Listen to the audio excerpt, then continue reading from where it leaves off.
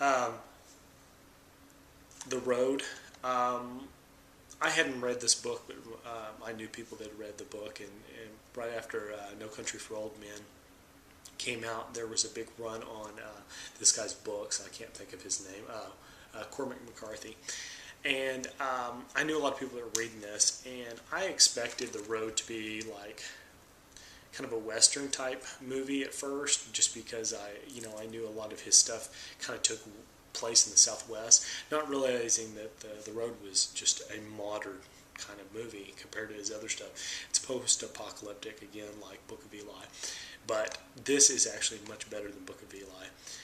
In my mind, Book of Eli is science fiction, and this is close enough to reality that it really has you just kind of, it has your head spinning how just horrible the future could be if something bad happens like this.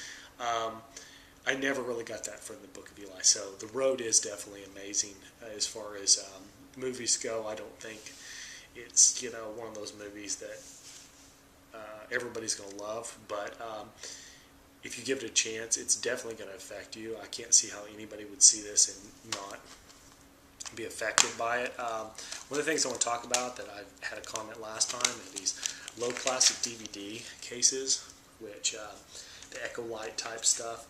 This one has the thin one without the holes in it. I got one the other day, and I'm sorry, I'm going to have to back up here to show you this, but it just really kind of, I don't know, kind of made me mad. I got one the other day that has so little plastic in it, and I don't know, I mean, I'll show you next time. I think I've got a DVD coming up, and it has the holes in it around the case, like around the where the actual Blu-ray sets and the DVDs are doing that now. They're doing them on both sides, and now it's got down to where, I mean, if you just dropped it on the floor, I mean, you could scratch up your DVD or your Blu-ray or whatever. So, but yeah, I'm just kind of getting off subject now. The Road is excellent, so if you get a chance, watch that. Not much I can say about Avatar. Everybody has seen this, or they love it, they hate it, whatever the case may be. I personally like Avatar. I don't think it'll affect you the same as seeing it in 3D as it does seeing it in your own house. But as a whole, I think it's an interesting story. It fits in with a lot of what you kind of come to expect from James Cameron. Large scope, everything's grand scaled. I think the story's kind of iffy. I think it's kind of an overused allegory for just every kind of story that's ever been told. But as a whole, I think what he did with the technology in the movie is amazing. So you got to appreciate that if you like special effects, sci-fi, that kind of thing. It's definitely pushed CG to a point where I can appreciate that kind of CG. I don't appreciate all forms of CG. I'm talking about this movie is Daybreakers with Ethan Hawke, Willem Dafoe. That's about the main ones. Isabel Lucas, Sam Neill, but Ethan Hawke and Willem Dafoe. Willem Dafoe's always really good in everything he does. The odd thing about Daybreakers that really kind of threw me off is that I don't know. It just didn't offer me much. It's like a future where vampires have almost eliminated all of humanity. And as interesting as that sounds, it seems like that would have been a really, really good story to tell, like early 2000s, late 90s.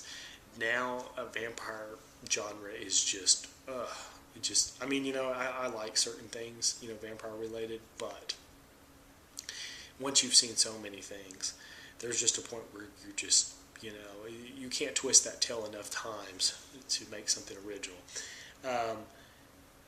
And all in all, it's not bad. I'd say that there's good acting, there's good directing, and there's some decent set design, things like that. They've really done a pretty good job of trying to make the future a little bit futuristic in a way that is original, but yet is possible. So it's probably one that you'd want to check out as a rental over buying it like I did. Talk about this movie, Edge of Darkness. Mel Gibson's Edge of Darkness is actually pretty good. Some people don't like him. I personally I'm not a humongous fan of Mel Gibson, but I definitely like the stuff of his that I like. He doesn't detract from a movie. If it's a good movie, I will enjoy it. But yet, I don't go watch everything that he makes. Personally, I thought this was a pretty good movie, and I was very surprised by how much I got into the movie. If you're into like the darker revenge type stuff, I know that Mel Gibson's done other things like this. This one's more of like the personal story of revenge instead of just being some guy. He's a father, to the person that he has to revenge. His daughter is the one, and I'm not spoiling anything. That's right at the beginning. That's in the trailers, everything. But the story as it unfolds and what a father would do, it's very interesting. I think a lot of people would like that. Probably not one that you'd want to buy. Also, you may want to rent that. Lovely Bones. I don't know how I felt about this. I really kind of liked it, but it wasn't what I expected, and I think the parts I really liked, like towards the end, when it really, started stepping up, everything that was happening was starting to come to a conclusion, and it was just really kind of crazy. It ended in a weird way. That's all I'm going to say.